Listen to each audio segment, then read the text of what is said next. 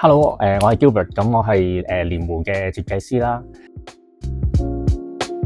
今次咧我受到邀請啦，咁同 Fairfax 去合作啦。唯有今次咧構思咗3隻，咁首先咧就做咗用我主要嘅角色蓮湖啦。咁呢一隻咧係同佢哋同 Fairfax 嗰個 T-shirt 佢哋嗰件 T 上面個設計咧，我升佢晒翻佢嗰個idea 嘅。今次同 Fairfax 去合作嘅時候，佢個 logo 究竟放喺邊度啦？咁我哋就想 highlight 翻個手榴彈度，咁就見到喺呢個位置啦，係啦。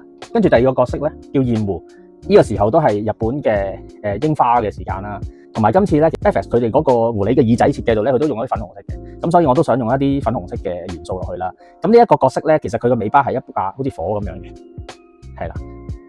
同埋呢一個形態咧，我都係用緊一啲日本嘅傳統嘅女兒節初人形嘅公仔啦。設計就特別嘅地方咧，就係我除咗用粉紅色之外咧，我每一次其實我都會擺一粒純銅嘅水晶。第三個角色就係做咗頭先講下珊瑚。咁由於佢哋Fairfax 佢哋提及到話又想有木嘅元素，因為木我都冇做過，其實我第一次做。咁我要其實佢而家見到一啲細紋嘅地方咧，係我用挑刻刀咧再喺上邊慢慢去逐下去界翻出嚟嘅，特登配咗一個木座咯。